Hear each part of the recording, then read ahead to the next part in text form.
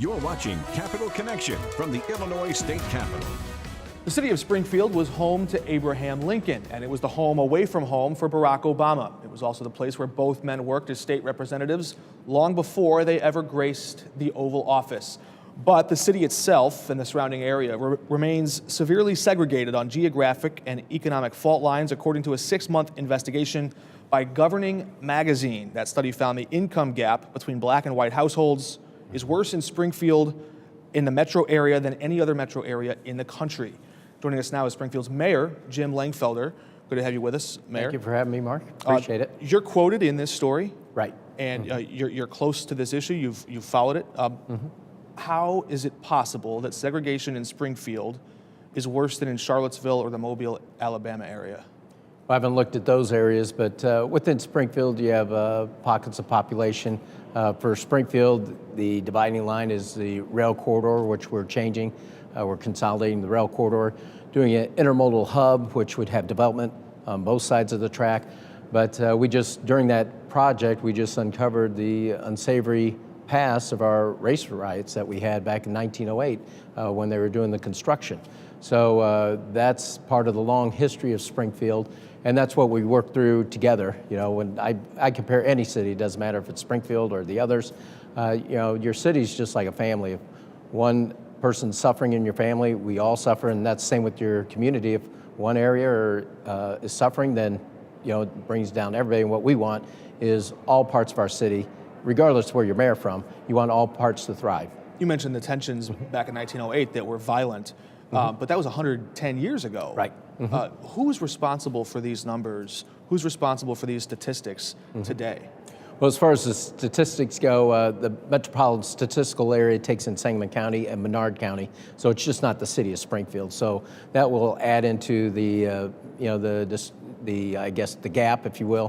When you take a look just at Springfield, that may bode differently. But really what we try to tackle as a mayor, I used to be in banking, and in my banking days I did community reinvestment.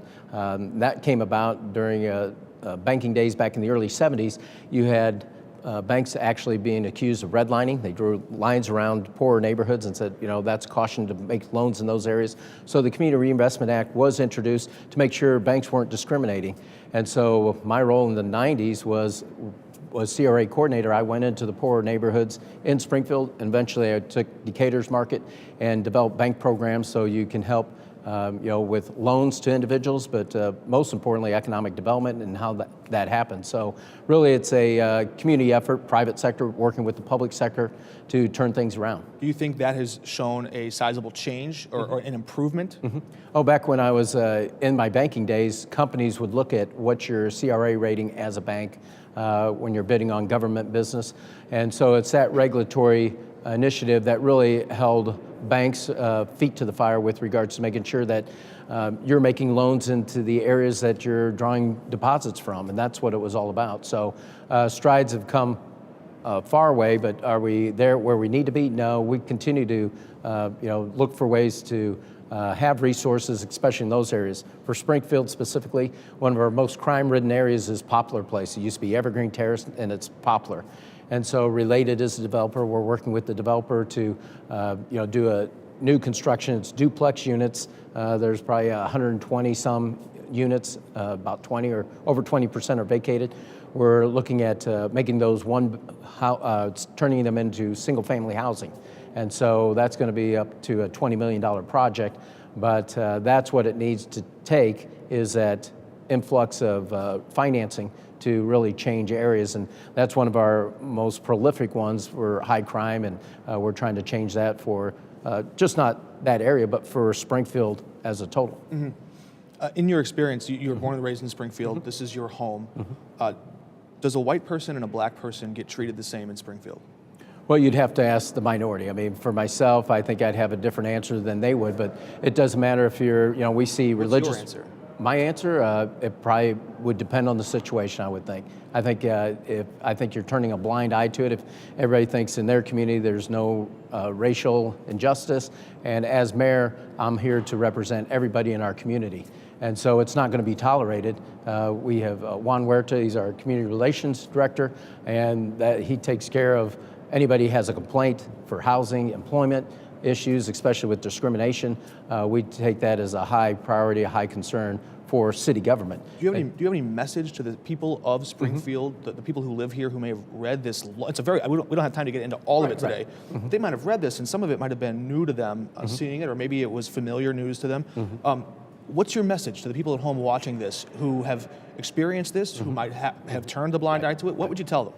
Well, one is we're a community as one, and that's everybody needs. It's an issue that we all need to address. I look at people as individually.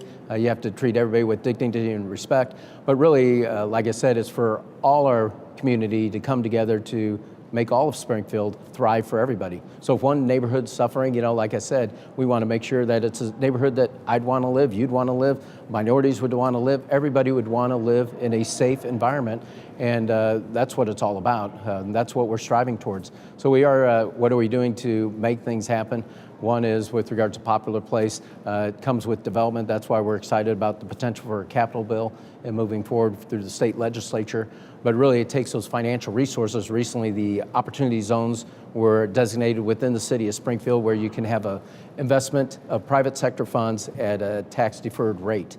And so by putting those investment dollars in, they would reap benefits from that, but that would mean more job creation.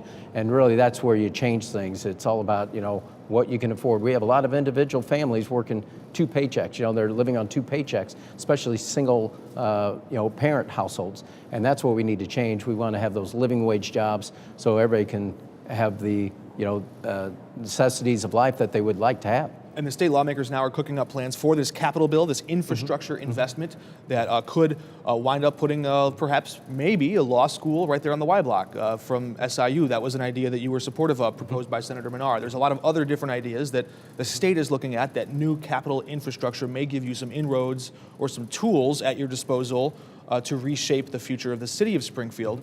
One of those things that appears very likely to pass, and some people are even calling it inevitable, is this legal recreational use of marijuana. But the state isn't just saying we're going to do it statewide, that's it, we're done. They're giving you and the city council, mayors all across the state, a lot of say here. You can either say, no, we're going to opt out, we don't want legal recreational marijuana here, or you can say, yeah, we're going to opt in, and we're going to add a local tax rate. Where do you fall on this idea? Well, for myself, one is the voice of all the mayors is Illinois Municipal League, or most of the mayors. We're a member of that, and they're our lobbyist group, so we'd probably be asked to weigh in on that. But with regards to Springfield, say if they're looking at Springfield, I think as a state as a whole, you have to look at California and Colorado. What are the residual impacts that have happened? Of course, everybody looks at the money that could be generated, revenues generated, but you have to look at the other side of the coin with relationship to, additional items that might come to bear. Now, I know in those areas they see an increase of drug use with younger or children or teenagers. That's one thing to consider. Accidents, things of that nature. For myself as a mayor, what we've run into this with our workforce is with regards to testing. There's no testing device that you'd be able to be tested and know that whether you're high or not, immediately, even when someone's pulled over. So there's in the no absence testing of that device. roadside testing device, That's you would have concerns? Well, I have concerns in general.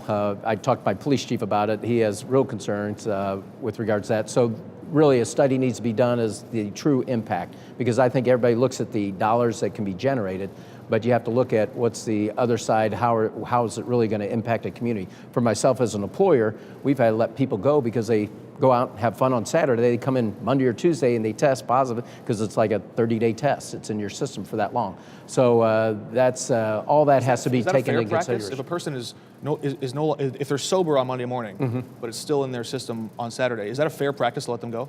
Well, it's federal law prohibits the use of marijuana, so that's what our guidelines are by. And so really, when you get tested, there's no true test to know that whether they're high or not. You're testing positive. So it's just like if you drank, and you test positive. The science is complicated. Right, and so that really needs to be vetted out, because otherwise, without that That's just one issue. The other side of the coin, like I said, are the issues related to substance abuse in general. Does it lead to further drug use?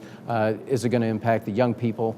Because I think you have to be 21 years of age or older is what the proposal is. So that's something that we're going to take very seriously and move forward that way. Studies in 10 of the 11 states where they have legalized found that there was lower use among youth, and in fact, the Illinois plan is to threaten to revoke the driver's license of any teenager caught using it, so they would add a penalty along with it to hopefully deter youth using a psychoactive drug that may deter brain growth as well. But I think I would leave. I'd work closely with. Yeah. If it came to our, if it's within our control, then we'd work with the police chief and Sure. take their guidance on how the best way would be to move forward. So the people of Springfield listening to this, they're hearing you raise a lot of concerns without mentioning any of the positives here. Should they read from that you'd be opposed? You may even opt Springfield out of this program? What's your position on it? Well, I think we have to see what the legislation, how it's written, for one. The other side of it is we'd have to really take a look at the study. What you had pointed out was some of the aspects, but really what's the true impact of legalizing it? Because once you do, you can't take it back. I mean, once you do legalize it. Well, you can change any law in the future. You can still opt out later, or... Well, that's what they did with prohibition, remember? And so... How'd that work? Well, it's legal now, right?